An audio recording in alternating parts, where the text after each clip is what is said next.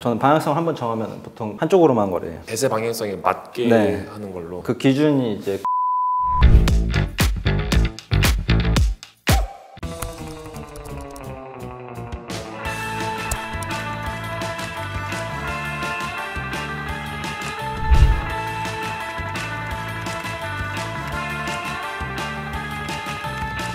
그러면 예를 들면 투자 아이디어를 아까 도출해서 기업을 찾아 리스크가 생기면 보통 어떻게 대응하세요? 일단 투자 아이디어 도출하고 그 나만의 논리를 구축할 거 아니에요? 그 다음에 그게 훼손되면은 매도를 하고, 혹은 훼손되지 않았는데 시장 전반에서 영향을 받아서 내렸다? 그건 저는 비중을 추가하는 뭐 기회로 삼을 때도 있고요. 혹은 그냥 홀드하는 경우가 많고, 내 아이디어 기반에서 변수가 일어난 게 아니다라고 하면은 유지하거나 오히려 내렸을 때 추가 매수를 하는 경우, 그런 식으로 리스크를 관리하고, 기본 매수 아이디어가 훼손되면은 미련 없이 손절하는 경우 보통 그렇게 합니다. 투자 아이디어를 하나만 도출해서 그 관련 포트폴리오 구성하시나요? 아니면 동시에 같이 하시나요? 네, 보통 같이 해요. 제가 특정 아이디어로 이제 큰 비중을 잡고 가는 포트폴리오가 따로 있고, 사이클형? 예를 들면 저는 증시가 내릴 때는 키움증권을 매수해 놓는 경우가 있고, 증시가 좋아지면 오르고 안 좋아지면 내리는 단순한 로직인데, 일단 재무가 굉장히 안정적이고 기본적으로 우상향하고 있기 때문에 이런 식으로 포트폴리오를 하나 편성해 놓고, 또 뭐 폴더블 폰 관련주가 있다, 폴더블 폰이 좀 경쟁력이 뒤에 다음 우리 스마트폰에서 새로운 형태일 것 같다 라고 하면 그 관련 뭐 힌지 기술에 있는 접히는 부분, 이 부분에서 좀 매끄럽게 하는 그런 뭐 회사들을 사거나, 대신 아직 확신할 수 있는 흐름은 아니기 때문에 글로벌에서 엄청 큰 영향을 주는 그런 느낌은 아니라서 아직 포트폴리오를 적게 편성한다거나 그런 식으로 다각화해서 포트폴리오를 편성하긴 하죠. 조금 궁금한 게 내가 처음에 투자 아이디어를 예를 들어서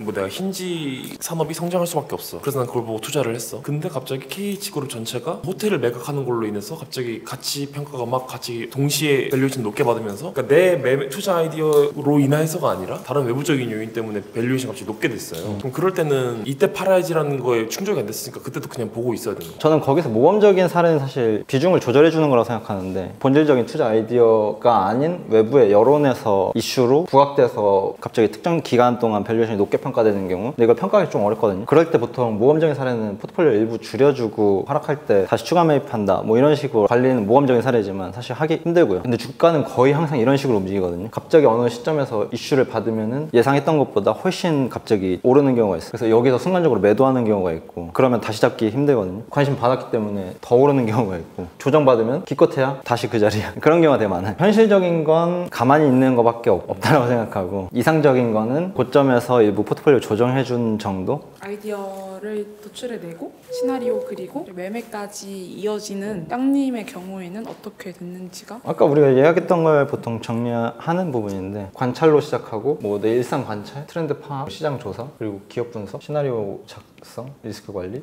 중간 과정에 뭐 다른 프로세스들이 분명히 있겠지만 제 머릿속에 일단 떠오르는 거는 이런 흐름이거든요. 보통 일상에서의 변화를 관찰하고, 이게 사람들이 나와 비슷하게 변화하고 있는지 트렌드를 파악하고, 그 관련 시장을 이제 조사하고, 그와 관련된 기업들을 우리가 분석하고, 그럼 내가 어떤 주식을 얼만큼 살 건지에 대한 계획을 세우고, 그게 만약 내 예측대로 흘러가지 않았을 때와 잘 흘러갔을 때 플랜 A, B 정도를 그리는 정도로 아마 나눠질 것 같은데, 그 매매 시나리오를 작성을 하는 단계에서요, 여러 가지 매매 시나리오를 준비를 하잖아요. 각 시나리오별로 어떤 것들이 될 가장 가능성이 높은지 그 가능성도 고려해서 짜야 되는 건가요? 보통 된다는 저는 확신을 갖고 시작하고, 그래서 틀렸다 경우에 제가 손절하거나 그런 상황이 있는 것 같고, 맞았다라고 하면 어느 가격대에 팔 건지, 어느 정도 시장이 충분히 성장했을 때 팔 건지, 성장의 뭐 단계가 뭐 이렇게 있다라고 할 때 뭐 이쯤에서 난 팔 거야, 혹은 충분히 성장할 만큼 했어, 이 시점에서 팔 거야, 이런 것들은 점유율이나 우리가 산업의 성장 곡선을 어느 정도 파악할 수 있거든요. 저는 보통 이쯤에서 이제 여기까지 분할 매수하고 고점을 확인하고 이쯤에서 저는 파는 걸 좋아합니다. 그럼 거기서 분할 매수를 하는 근거는 보통 어떤 거예요? 그거는 이제 시장에서 가격으로 반영해주는 시점? 그럼 평단가가 오르지만 비중을 늘리기 때문에 저는 수익률보다 수익금을 중요시 여겨서 계속 비중을 추가해주면서 가요. 그럼 어느 정도씩 보통 추가를 해요? 그거는 이제 제 계좌 환경, 포트폴리오 환경마다 다르고 시장 분위기에 따라 달라져서 좀 정량적으로 할 수 없는 부분인 것 같아요. 이건 주로 만약에 몇 번 정도에 나눠서 한다, 이것도 정량적으로 규칙이 없나요? 네, 그 특정 규칙으로 할 수 없는 것 같아요. 오히려 트레이딩 할 때는 조금 그런 규칙은 있는 것 같은데. 예를 들면 투자 아이디어 도출해서 기업을 샀는데 그 논리는 나만의 논리를 구축해서 시대적 흐름이나 맞을 거라고 생각하는데 타이밍은 사실 맞추기 되게 힘들잖아요. 내가 생각했던 것보다 1년, 2년, 3년 계속 늦어져요. 계속 그냥 가만히 들고 있는 게 맞는 건가요? 타이밍이라는 게 사실 가장 중요한 것 같아요. 간다라는 거는 이제 우리가 시장 전반을 조사하면서 미래 산업은 그런 식일 거야. 사람보다 로봇이 공장에서 일을 할 거야, 대체할 거야. 그러나 언제? 라고 하면은 어렵거든요. 근데 투자에서는 시간이라는 개념이 되게 중요하기 때문에, 왜냐면 그 기간 동안 우리는 다른 주식을 사서 수익을 낼 수도 있고, 타이밍이 그래서 저는 굉장히 중요한 부분이다. 요쯤에서 사는 걸 좋아한다 했잖아요. 어느 정도 시장에서 동의가 되고 어느 정도 확신할 수 있을 때. 그러나 여기서 산다 그러면은 여기까지 얼마나 걸릴지 몰라요. 그러니까 솔직히 저는 여기서 너무 빨랐다고 생각하기도 하고, 타이밍이 굉장히 중요하다. 고점을 확인하고 조정이 오는 과정에서 팔기 시작하시는 거잖아요. 제가 예상했던 것보다 추세가 더 세서 더 훨씬 장기적인 모멘텀이어서 한번 고점 찍고 조정 때 제가 팔았는데 다시 그대로 더 센 파동으로 더 나가는 경우도 있을 수 있잖아요. 보통 거의 대부분 그렇죠. 그 부분에 대해서 그냥 후회 없이 미련 남기지 말자. 그렇죠. 그게 제일 어렵죠. 정확할 수가 없고, 고점을 맞춘다는 건 사실 굉장히 어렵고 인내심이 필요하고, 그래서 타이밍이 중요해요. 너무 빨리 들어가면은 요쯤에서 팔고 싶거든. 예를 들면 자율주행 관련주를 사는데 자율주행이 이제 발전하는 데는 단계가 있잖아요. 예를 들면 막 누워서 차 안에서 TV 보고 막 이러는 게 너무 멀리 있는데 지금부터 사놓는 거는 시나리오가 사실 너무 먼 거잖아요. 그게 케바키긴 한데 그걸 미리 반영하는 또 산업군이 있고, 예를 들면 테슬라 같은 경우도 유럽에서는 이미 다 돌아다니고 있는데도 주가는 바닥이었다라는 시점이 있었고, 국내에서 돌아다니는 거 그리고 모델 3가 이제 본격적으로 대중들한테 판매되는 거 확인하고 샀어도 충분했거든요. 그 시점부터 어마어마하게 올랐기 때문에. 그래서 저는 그걸 보고 나서 눈으로 보고 사면 늦는다라는 보통 생각이 있었는데, 그때 좀 바뀌었어요. 보통 그 시장의 미래를 동의한다 그러면은 그게 우리 생활 속에 녹아드는 거 보고 나서 사도 충분히 늦지 않다라는 걸 그때 좀 경험한 것 같아요. 메타버스 같은 거 있잖아요. 기술적으로 봤을 때 메타버스가 당장 되기에는 너무나 많은 한계점들이 보이고 잘 안 되는 것 같아. 근데 사람들 반응은 엄청 뜨겁고 시장 분위기가 달아오른다고 했을 때 들어가시나요? 우리 생활 속에 우리가 지금 전기차를 전체 인구에서 탄다고 해봤자 5% 내외잖아요. 그 소수의 인구가 시장에서 사용하고 있는 거, 지속하고 있을 때 저는 사도 충분하다고 생각해요. 그렇죠. 지금 VR, AR을 엄청 대가리 쓰고 다니진 않으니까 사실. 근데 만약에 길거리에 내 주위에 한두 명씩 갑자기 대가리에 뭘 쓴다. 그건 실생활에서 내가 관찰해서. 그렇죠. 근데 실생활 관찰하는 부분에서 조심해야 되는 게, 이걸 그냥 맹신하면 안 되는 거예요. 왜냐면 편향적인 통계가 될 수 있기 때문에. 내 주위에 이상한 애들이 인간이 많아서 그럴 수. 네, 그래서 보통 시장 크기, 그리고 매출 이익, 점유율 확장, 이런 정량적인 시장 지표들을 객관적인 편향이 없도록 객관성을 검증해야 되는 게 중요하고요. 내 생활 주변에서 소수일 수 있거든. 어떤 새로운 기술이 들어올 거라고 예상은 했어요. 저는 확신을 했어요. 그리고 실제로 그 기술의 태동기였기 때문에 여러 기업들이 빅테크들도 주목하고 투자를 했어요. 근데 뭐 AR 글래스 이런 것들 당장 지금 실현화가 안 됐잖아요. 처음에 아이디어 나오고 실제로 그때 기업들이 투자에 뛰어들었던 건 벌써 몇 년이 됐는데, 기술 확산 단계에서 대중화되는 단계에 결국 넘어와서 그 번데기가 이제 나비로 나가는 단계에서 실패를 해버렸는데, 내가 미리 변화를 발견했다고 이제 했을 때 대중화가 실패하는 기술이면은 또 그 투자가 실패할 수 있는 거 아닌가요? 그렇죠. 그거는 감내해야 되는 부분이고, 그런 것들은 왜냐면 대중화 기술은 빅테크에서 항상 R&D를 하는 것도 실패를 염두하고 하는 거잖아요. 구글도 구글 글래스를 이제 만들었다가 실패한 사례가 있듯이, 그런 것들은 어쩔 수 없이 시장에 투자를 했겠지만 구글 글래스가 방향인가 보다, 대중화 실패했어, 명확하죠. 그럼 손절해야지. 근데 이런 사례들은 무수히 많을 거고, 근데 구글 글래스가 쓰는 시점 누군가 우리 일상에서 많이 쓰여.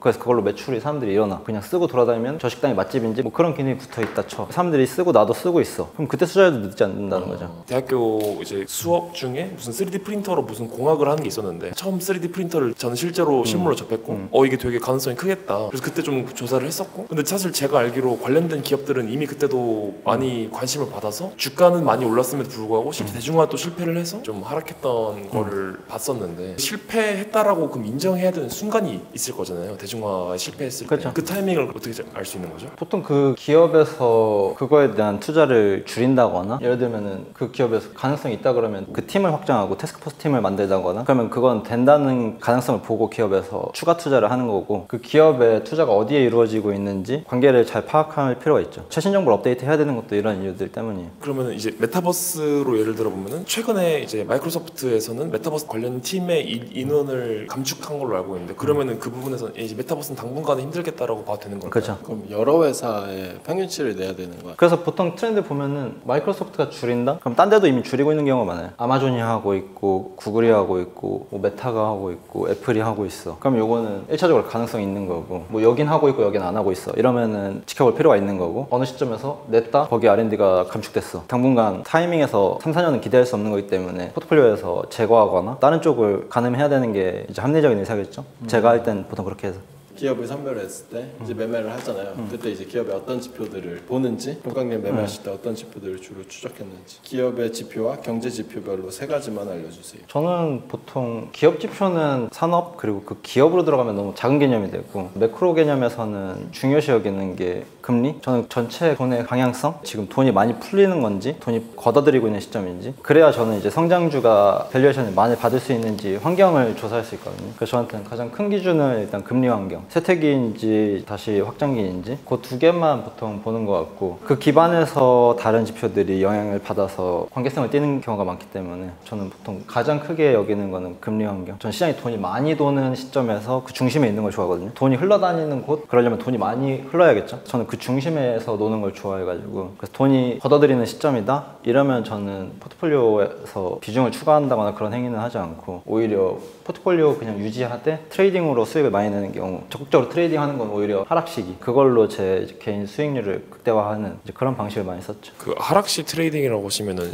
숏 배팅이 아니면은 그 하락에서의 반등을 롱으로 먹는 건가요? 보통 숏이죠. 저는 방향성 한번 정하면 보통 한쪽으로만 거래해요. 대세 방향성에 맞게 네. 하는 걸로. 네, 그 기준이 이제 금리라는 큰 기준이 있는 거고 중간에 동결 시점에서는 매수, 매도, 롱, 숏을 2개 적극적으로 활용하고 금리가 오르는 시점이다. 숏을 잡는 경우는 거의 별로 없어요. 특정 기업에서 이제 실적 이슈가 났을 때만 참여하는 경우가 있고 하락 시기에는 보통 숏을 많이 거래하죠. 제가 잘하는 거기도 하고. 지금 3월 FOMC에서 50bp 인상을 또 가능성을 보고 있는 네. 전문가들이 또 나오기 시작했는데 네. 민님께서는 혹시 단기적으로 봤을 때 시장 전망 그리고 경제 전망에 대해서 좀 궁금합니다. 저는 지루한 장이라고 생각해요. 제가 지금 트레이딩을 적극적으로 하는 시점은 아닐 것 같거든요. 변동성 자체가 크지 않고 짜잘짜잘한 잠폭 같은 경우에 지금 마켓 상황이라서 오히려 지금 3월에 50bp 인상했다? 이 시점 이후로 금리가 내리기 전까지는 동결 기간이 꽤 있거든요. 그렇기 때문에 저는 지금 지루한 시장이라고 생각하고 이 시점이 지나고 동결 시점? 이건 예상할 수 없어요. 몇 년, 뭐 1년이 될 수도 있고 2년이 될 수도 있고 3년이 될 수도 있고 그 다음에서 금리를 다시 떨궈보자. 지금 이 돈 다시 풀어보자. 경기 좀 한번 끌어올려보자. 그 시점에서 뉘앙스가 나올 때 이제 시장에 다시 크게 돈이 흘러다닐 가능성이 있구나. 그 시점에서 저는 포지션을 크게 확장하거나 제 트레이딩도 전체 뷰가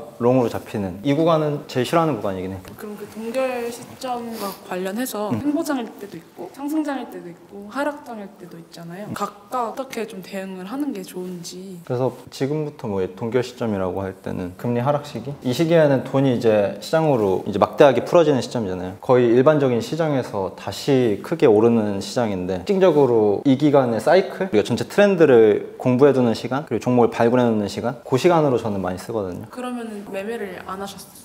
아니요, 매매하죠. 매매는 개별적으로 당연히 하는 거고 네. 이 시기에는 이제 다음 사이클에서 성장주가 될 수 있는 거 주도주가 보통 이 시기에는 빠르게 튀어나오거든요. 이전 사이클에서는 카카오, 네이버 플랫폼주들이 성장주로 쭉 돈이 몰렸듯이 하락할 때는 숏 포지션을 많이 잡으셨다고 했는데 그게 이제 단일 기업 숏인지 아니면 지수 숏인지도 궁금해요. 저는 지수는 안 건들고 단일 기업 성장주들이 이 시기에 밸류에이션이 엄청나게 높아지잖아요. 그 기업들 위주로 숏을 계속 때리면서 지수랑 같이 내려와요. 예를 들면 카카오, 네이버가 될 수도 있고 LG 화학이 될 수도 있고 단기적으로 크게 고평가 받았던 것들 그러면 추세는 이제 하향 곡선이기 때문에 보통 숏을 잡아도 안전한 경우가 많거든요. 잠깐 반등하고 조금 시간은 걸릴 수 있는데 결국 돈이 추가적으로 들어오지 않기 때문에 서서히 평균으로 회귀하는 이제 경향이 있어서 그래서 보통 그런 식으로 저는 제 트레이딩을 활용하는 거? 시장은 마음처럼 사실 흘러가진 않잖아요. 손실을 봐야만 하고 앞으로도 동감이 계속 보실 텐데 자신감이 떨어지면 보통 어떻게 그거를 극복하시나요? 저는 보통 크게 손실이 나는 경우에 자신감이 크게 하락하거든요. 손실이 클 때 자신감이 크게 하락해요. 그러면 내가 다음에 또 투자로 돈을 벌 수 있을까라는 생각이 들 정도로 지난 시간에 잘해왔던 게 갑자기 무너지는 느낌이 난단 말이에요. 근데 그랬을 때 저는 금액을 확 줄여버려요. 금액을 거의 5분의 1, 10분의 1 이런 식으로 낮춘 다음에 계속 수익 내는 걸 행위를 끌어올려요. 하루도 손실 안 나려고 트레이딩을 적극적으로 작은 금액으로 키우는 경우가 있어요. 그래서 한 두세 달을 하루도 손실 없이 거래하려고 이제 자신감을 좀 채우는 거죠. 아, 원래 나 이렇게 잘했다. 주간 단위로 나 손실 안 났었는데 이제 그 자신감을 좀 채우고 그 과정이 어느 기간 동안 진행되면은 작게 이제 추가 예탁감을 늘린다거나 이제 그런 방식을 활용하죠. 규모를 확 줄여버리는 거. 그럴 때마다 옛날 생각이 되게 많이 날 것 같은데 투자가 잘 안 될 때마다 그럴 때마다 초심, 겸손함을 어떻게 유지를 하시나요? 물론 방금은 이제 자신감을 키우기 위해서 시드를 낮추고 수익을 많이 낸 연습을 해서 자신감을 끌어올리는데 초심, 겸손함을 어떻게 유지할 수 있나요? 보통 자신감이 떨어지면은 겸손이 자동으로 장착됩니다. 그 수익이 너무 잘 나가지고 내가 막 자신을 넘어서 자만감이 들더라고요. 그럴 때 겸손이랑 초심 찾기 위해서 쓰는 동강님만의 방법이 있어요. 그때도 당연히 뭐 겸손하려고 하지만 잘 안 돼요. 수익과 동시에 자신감이 차오르고 계속 확증 편향이 생기고 오류가 생겨요. 그러면 그때 다시 이제 확신 편향이 생겼을 때 오류를 한 번 더 경험을 하고 다시 초심으로 돌아오는 이런 사이클인가요? 주가랑 똑같아요. 계속 이런 식으로 자신감이 차오르고 깨지고 다시 여기서 이치를 깨닫고 다시 오르고 다시 또 깨지고 다시 이치를 깨닫고 다시 다음 고점으로 가고 이거의 반복이에요. 자연의 이치군요. 주식시장에 썩는 엘리트 파동 이론이랑 똑같죠.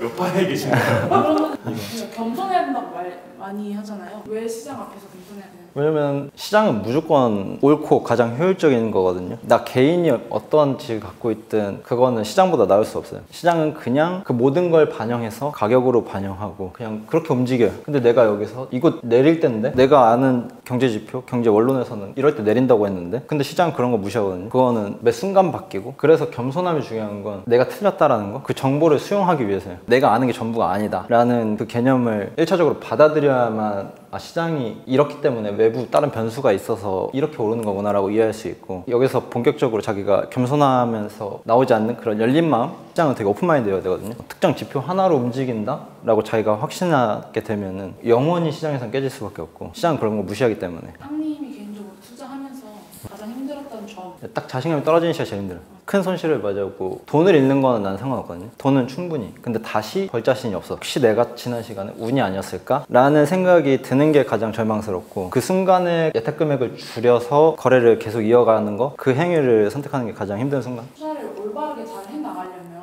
좀 어떤 태도가 있어야 한다 이런 것들이 있을까요? 그런 건 이제 개개인마다 다 다를 수 있는데 전체적으로 포괄하는 개념은 아까 우리가 얘기했듯이 그냥 시장이 맞고 나는 없다. 그냥 시장이 올라서 내가 수익이 난 거고 내가 뭐 대단해서 수익이 난 게 아니고 그냥 그런 식의 사고 방식 내가 잘해서 수익이 난 거다라는 개념을 갖기 시작하면은 주식은 되게 힘들어지거든요. 근데 단순히 시장만 있고 나는 그냥 무지한 사람이야 라고 받아들일 수 있으면 시장에서 배울 수 있거든요. 근데 기본적으로 그 태도가 안 갖춰지면은 시장이 언제나 틀린 것처럼 판단하고 이성적이지 않은 것처럼 보이고 합리적이지 않고 시장이 가장 합리적이고 가장 효율적이고 그렇게 움직이거든요. 내가 모를 뿐이지. 근데 내가 그걸 알려고 하면은 내가 답이다 라는 개념이 없어야 돼. 내가 정한 답이 한 가지만 있더라도 여기에 영향을 주는 무수히 많은 요소를 파악할 수 없어. 근데 여기는 이렇게 다 연결되어 있기 때문에 하나만 내가 파악 못해도 전체 오류가 생겨요. 그래서 극단적으로 내가 열린 마음, 이 겸손함을 유지하는 게 가장 중요해요. 그래야만 하나씩 배워갈 수 있어요. 시장을 조금 더 넓은 마음으로 바라보고 네. 이제 시장에 대한 인사이트를 좀 더 늘리려면 어떤 방법들이 제일 좋을까요? 보통 겸손함을 배울 수 있다는 거는 시장에서 깨져봐야 되는 것 같고 깨져보면은 내가 틀렸구나라고 답이 있을 수밖에 없기 때문에 그 다음에 다른 정보를 받아들일 수 있어요. 금리 영향 그리고 이제 고용지표 그런 것들의 이제 상관관계를 각 특정 기업, 산업으로 연결지어서 분석할 수 있고 그게 인사이트가 되는 거거든요. 근데 그거는 극단적으로 우리가 오픈마인드여야 된다. 오픈마인드가 되려면 깨져봐야 된다. 제가 봤을 때 뭔가 좀 대단한 건 살아남았다라고 생각하거든요. 12년 동안 주식시장에 있으면서 아직도 주식을 하고 있고 결국 계좌는 우상향을 그렸다. 근데 지금의 독각을 만든 그런 딱 하나를 얘기해 준다고 하면 어떤 게 있을까요? 물론 많은 요소들이 있겠지만 나는 이것만은 그래도 달랐다라는 거. 수백억을 버는 사람들도 있는데 결국은 안 좋게 끝난 경우도 많은데 저는 리스크 관리인 것 같아요. 많은 분들이 거래 그리고 계좌, 주식 투자에서 리스크 관리를 생각보다 중요시 안 여기는 경우가 많은데 원론적인 이야기를 중요시 여기고 자기가 운용하는 금액을 어떤 상황일 때 어떻게 관리할지에 대해서 생각보다 고민 안 하는 경우가 많고 남 이야기를 듣는 경우가 많고 근데 리스크 관리를 못 한다는 거는 투자를 지속하기 힘들다는 거거든요. 그리고 효율성을 얻기 힘들다는 거고 나오고 투자가 주는 이점을 다 누릴 수 없는 거예요. 시간을 뺏기고 여러 번 참여할 수 있는 기회를 다 놓치게 하는 그런 투자에서 이점이 있잖아요. 자산을 늘리는 수단으로서 투자는 되게 좋은 수단인데 리스크 관리 잘 할 때만 우리가 금리가 오른다고 했는데 갑자기 몰빵해 내 자산에 그러면 이제 금리가 내리는 시점은 이제 한참 남았는데 그 기간 동안 계좌는 또 박살날 거고 전혀 이해도가 없는 상태에서 계좌가 반토막 날 거 아니에요. 그러면 진짜 기회가 왔을 때 금리가 이제 슬슬 마무리가 되고 시장이 다시 우상향했어. 이 시기에는 오히려 겁먹고 포트폴리오를 추가 안 하거나 이 시점에서 오히려 포트폴리오를 더 적극적으로 돈을 넣어줘야 되는데 이미 돈을 다 넣어버려서 손실나서 그 경험이 안 좋아서 투자를 멀리해. 혹은 트레이딩 할 때도 내가 심리적으로 저항선이 없는 금액 기준으로 하는 게 아니라 그냥 있는 돈 계속 추가해서 수익 날 때마다 계속 더 레버리지 키워. 그럼 10번을 성공해도 그 다음 11번째 시장은 그걸 다 뺏어간다는 거죠. 그러면은 2번 도전할 기회를 내가 망친 거지. 이 10번 성공하는 동안 내가 최소한 2-3번은 더 도전할 금액을 세이브 해놨다 그러면 한 번 정도 다시 무너져도 또 시장 2-3번 또 도전해서 다시 우상향을 할 수 있는데 사람들은 계속 공격적으로 자기 수익이 영원할 것처럼 왜냐면 심리적인 저항이 있으면 투자를 제대로 할 수 없거든요. 내가 심리적으로 압박이 일어나면은 투자는 심리 게임이라는 말이 있는데 압박이 있거나 내가 감정적으로 테이킹할 수 있는 정도의 수준이 금액이 아니면은 잘못된 의사결정을 내릴 경우가 엄청나게 커져요. 그러면 내 뷰가 아무리 좋든 아무리 인사이트가 넘치든 잘못된 결정을 한다는 거죠. 너무 빨리 사고 너무 빨리 팔고 팔지 말아야 될 때 팔고 이런 것들이 리스크 관리에서 나오는데 네, 이런 부분이 굉장히 중요한데 사람들은 투자는 되게 단기적인 게임으로 인식하고 평생 해야 된다고 생각하면 그렇게 하지 않을 텐데 자신 있는 거는 제가 돈을 많이 벌어서가 아니라 10년 동안 천천히 우상향했다. 한 번에 그게 된 게 아니라 그냥 월에 몇 천만 원씩 계속 쌓았다. 중간에 큰 손실도 있었지만 그 중간에 잘 세이브해 놓은 돈으로 다시 도전해서 다시 우상향을 그렸다. 이거밖에 없거든요. 저는 딱 그 방식을 선호하고 많은 분들도 그런 식으로 해야 투자를 오래 할 수 있다고 생각해요. 트레이딩이든 뭐 스윙이든 뭐 가치 투자든 전반적으로 그걸 어떻게 관리하느냐가 저는 핵심적인 요소. 그게 잘 되면 저는 뷰가 조금 틀려도 시장에는 수익률을 줄 수 있다고 생각해서 훨씬 중요하다라고 봅니다. 네, 그러면 감사합니다. 리허설 끝!